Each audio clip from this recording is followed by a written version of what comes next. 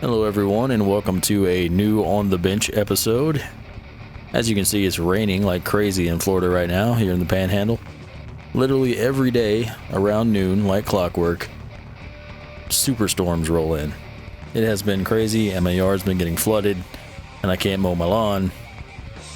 Nightmare. But I love the rain, so it's also cool. But we're here today to transform this Ibanez SR bass from a fretted bass to a fretless, ebonized, upright bass-like bass.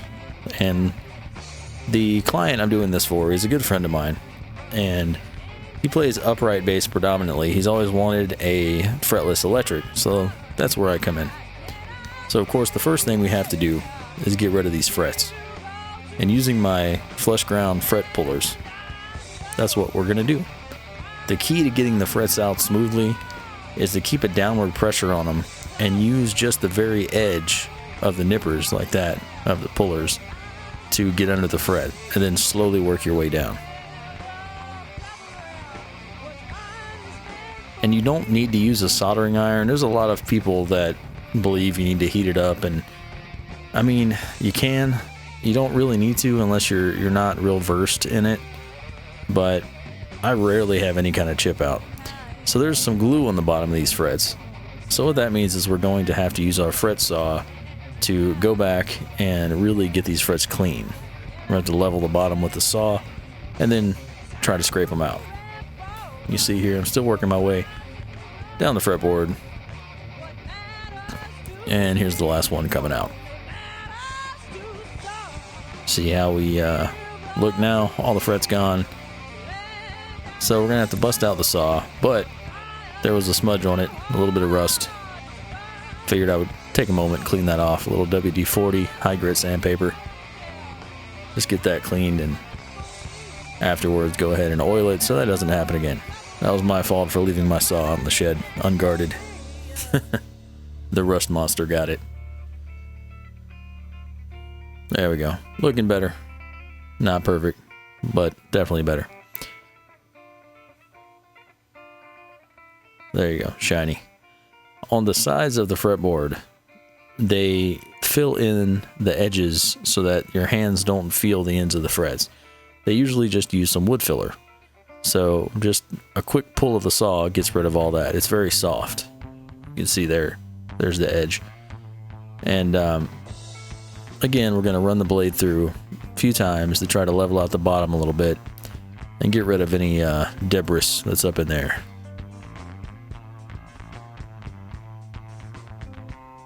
And we're going to do that to every single fret.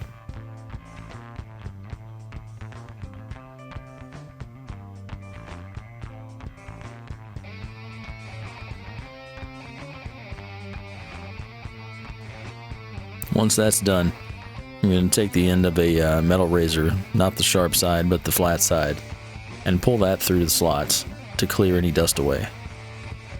So the next step is removing these fret markers, the plastic dots in the fretboard, just using my Dremel to put some holes in there in the middle of each one, being careful not to go too far. I like the Dremel diamond bits because they're less damaging once they hit the wood than a drill bit would be. And this is a new way I've tried to pull these out. I tried something different, just a little screw that fits the hole, then you wiggle it, and it worked out really well. So I think that's the way I'm going to be pulling these inlays from now on. As a matter of fact, what was really cool, and this is the first time this has ever happened to me, they all came out clean without breaking. That never happens. So that's just awesome. So the next step, we have to cut these little rosewood shims to fit the slots, and I'm leveling off the bottom of them using a little piece of board that I had already leveled on my granite block. So I'm pretty confident it's straight. Can't really bring the granite block inside. But anyway, so now look, all these are lined up by the frets, making sure that they cover all the way past the edge. And then it's time to put a little glue on them and start inserting them in the slots. You don't need a massive amount of glue because it squeezes across the surfaces as you push it down into the fret. and you're really only putting maybe 1 to 2 millimeters of wood down in there. Not a lot at all. Let's clean off the excess. And then we just go slot by slot, filling them in. Also, the 4th of July happened, so here's a taste of weak-ass freedom represented by this weak-ass firework. Now we're just clipping the ends of the wood off. It's fairly thin wood, so I didn't feel bad using my fret pullers to do so.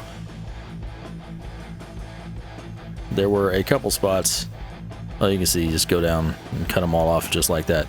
There were a couple spots that needed some little shims put in to fill, and I'll show you how to do that next. Okay, see these two, really that one, the other one was alright, needed a little shim, so you basically take a little shim of wood, put it in glue, push it in as far as you can get it, and then clip it off, let it dry, and you're all good. But luckily on this base, very few had to be shimmed. So here's how we're looking so far. It's coming along. And we're about ready to insert some little wooden pegs to replace the inlays. Now these aren't rosewood.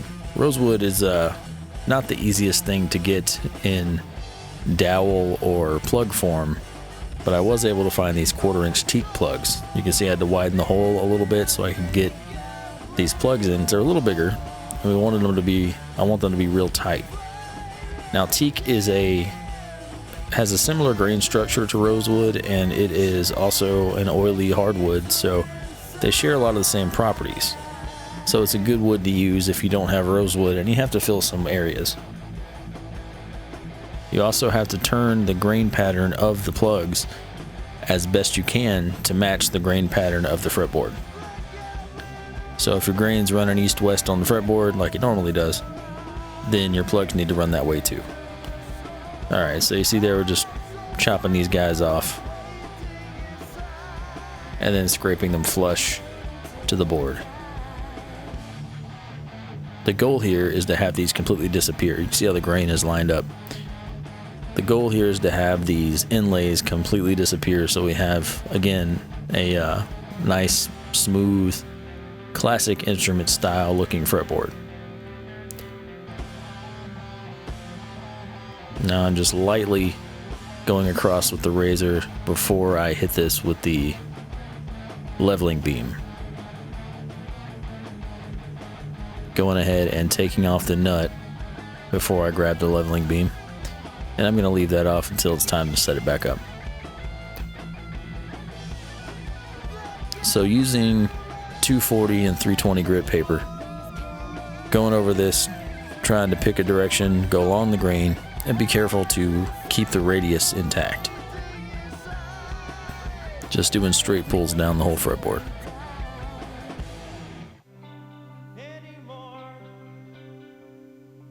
And the goal is to get everything as smooth and as blend as well as possible. So here's the finished thing. I just took a picture of it. So that's how that looks now. I'm going to go ahead and drill out these side dots because we're going to move the side dots to where they're actually where the frets go. So that when you're playing, you press down right where the dot is for certain notes, just like you would if you were pressing in between frets. The difference is you have to press on the frets. Alright, so those are all drilled out. I'm using this Phoebing's black leather dye and wood filler, and we're going to fill those in and then scrape them off just like that. Very carefully, and you want to scrape down the entire side of the fretboard all the way down the guitar so that it will accept the dye. I'm using a little brush here because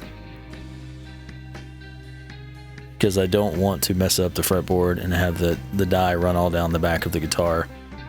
I don't want to mess up the neck.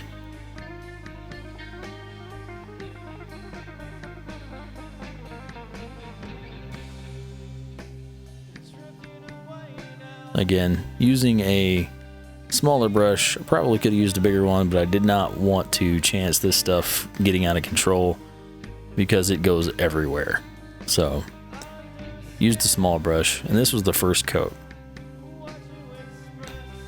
I usually wait a few minutes and wipe off the excess. And in some cases, I waited about a half hour. Here's some 1500 grit sandpaper. And what I'm doing is that every time you put this dye on, you're going to raise the green just a little bit. So we had this little kitty come into our lives. Actually, a friend at a music store found her under his car, and we took her home. I thought it was funny that, go figure, if I ever got a cat, it would come from a music store. Her name is Lucina, and she's super cute, and she's part of the family now. She was actually bought for the 20-year-old in the house. Well, not bought, brought home. So she's a rescue kitty. So back to work. We are using the side of a razor to very, very carefully scrape the dye that has gone past the edge of the fretboard. And we're dyeing again. Dyeing again. Anyway, re-dyeing. Doesn't sound much better. Again, the goal is to make everything nice and even and smooth and as dark as it can be. And you see how that comes out. I think it looks pretty good. Now, I think I dyed it one more time after this. But the dots are pretty much gone. So I made some new side dots. I drilled some holes on the actual line of where the fret would be. And they're a little bit larger. And they're filled with glow powder and super glue. So I'm filing and scraping those down until they're flush. And again, we will be dyeing the edges of the fretboard one more time, so that should cover up any of that stuff. So here's our new dots.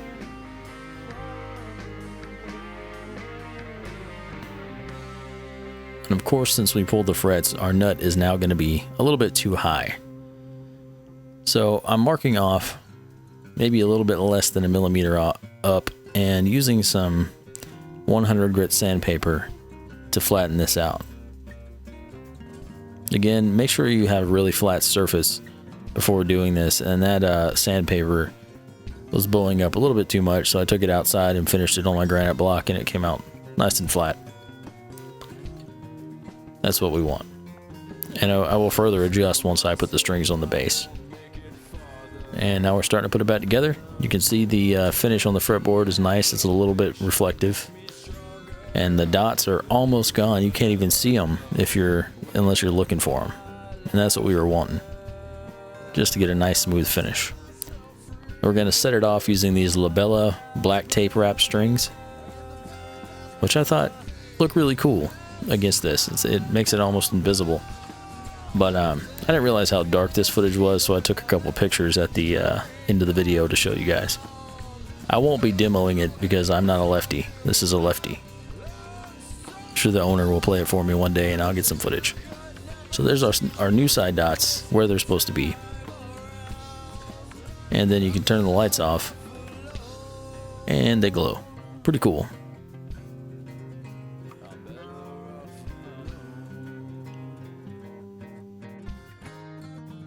And here's some pictures of the base. We're going to black out the hardware eventually once we get a new bridge. But yeah, guys, it came out pretty swell. Pretty stoked about it. And I appreciate everyone watching. So from all of us here at Forsyth, including Lucina the kitty, thanks everyone, and I'll see you next time.